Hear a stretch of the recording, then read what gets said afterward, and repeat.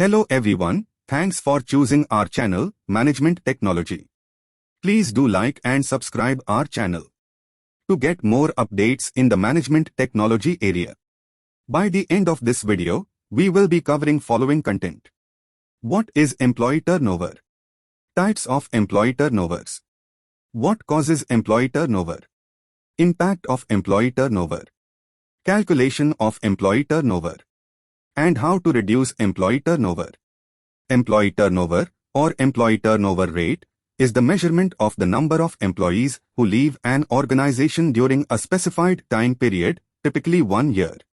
While an organization usually measures the total number of employees who leave, turnover can also apply to subcategories within an organization like individual departments or demographic groups. Majorly, there are two types of turnovers in an organization. First one is volunteer turnover and second one is involuntary turnover. Voluntary turnover is any instance in which an employee actively chooses to leave. This can happen as a result of better job opportunities elsewhere, lack of recognition in the current role, any family or personal related events, lack of trust on the leadership, toxic work environment, etc. are the reasons. Involuntary turnover is when an employer chooses to terminate an employee or remove them permanently due to different reasons like poor performance of employee, layoff, lockout, as part of disciplinary action, punishment, etc. Coming to the impact of employee turnover. High employee turnover has a direct impact on company revenue and profitability. The impact of high staff turnover includes decreased productivity, increased recruitment costs, avoidable time spent on training new employees, and lost sales. Businesses with high staff turnover typically experience low employee morale and productivity rates. Existing staff may have increased workloads and responsibilities due to a lack of a trained workforce. The business experiences decreased sales due to a significant amount of time spent training new hires in company policy and process. Calculation of employee turnover follows below mentioned formula. That is, turnover rate is equal to total terminate employees in the year divided by the average number of employees in each month of the year is multiplied with 100. We can use this formula to calculate the turnover on monthly basis, yearly basis, or in whichever time frame we want it to calculate, we can do it. We also can estimate future turnover count or percentage based on the present turnover count by using the following formula as you can see here. Employee turnover estimation is equal to total turnover count multiplied by total number of days or months in that period divided by total number of days or months completed till the present date. Let us see how to calculate the employee turnover in the Excel. Here you can see the turnover calculation year to date. So there are two parameters. One goes with the number of months in the year and also some particulars related to the head count. So first one is the start of month head count and also the number of employees joined in the particular month of the year and number of employees left in the year in a particular month. So if you look at Jan month, employee left 10, like April 13 and November 16 likewise. And also if you look at this, so end of the month, what is the head count available? So after joining and also left, so what is the exact head count that we have available? So that is 310 at the Jan. So similarly at the December, 578.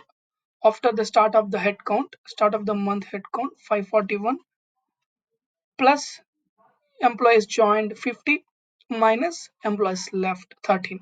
So that is 578. If you look at average month head count, you should consider the head count at the beginning of the month plus at the end of the month divided by 2. Okay, so just a minute. There is a small typo error.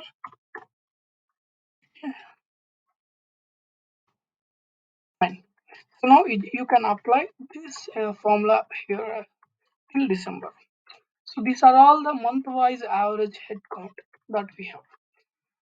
So our turnover formula says the turnover is always equal to the number of employees who left in the particular month divided by average headcount in the month.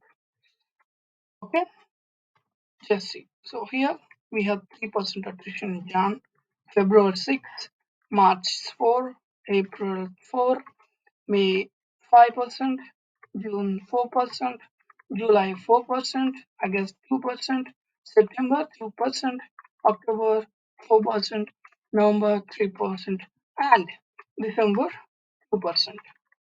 So now you have to again calculate the, so here we are going to calculate year to date attrition.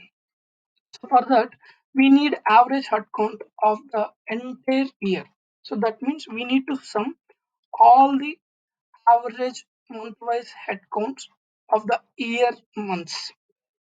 That means this area, and just sum them and divided by the 12 because we have 12 months in the year.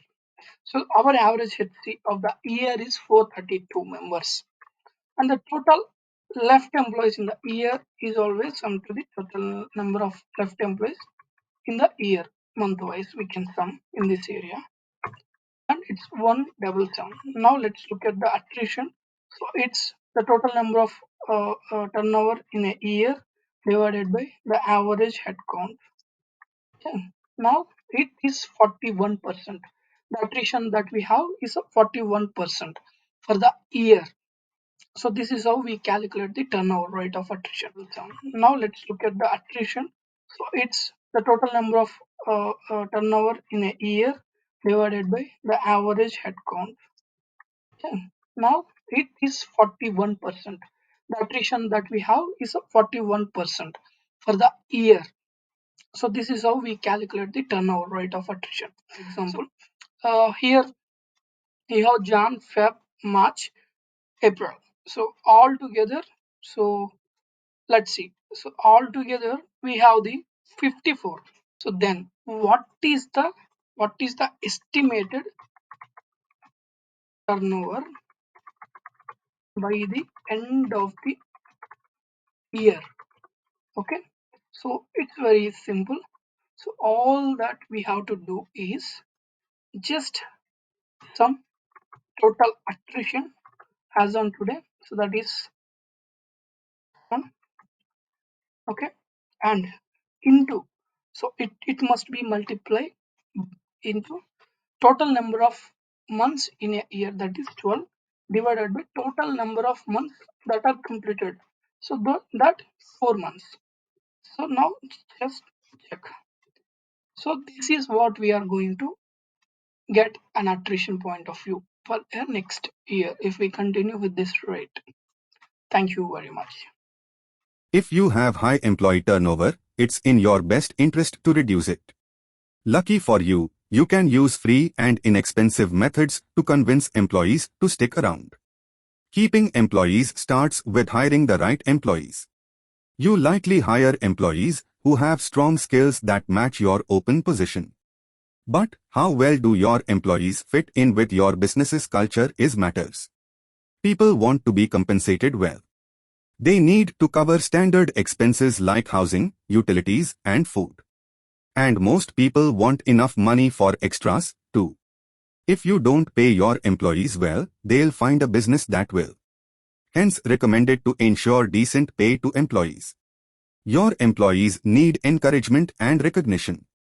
When employees do something right, show your appreciation. When they finish a large, difficult project or submit a project before the deadline, congratulate them.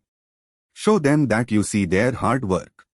If employees stay stagnant in one job for too long, they might search for another job where they can advance. Most employees want to increase their skills and knowledge and move up the career ladder. Showing employees a projected career path gives them a sense of direction and purpose. If it's possible, allow flexible work schedules.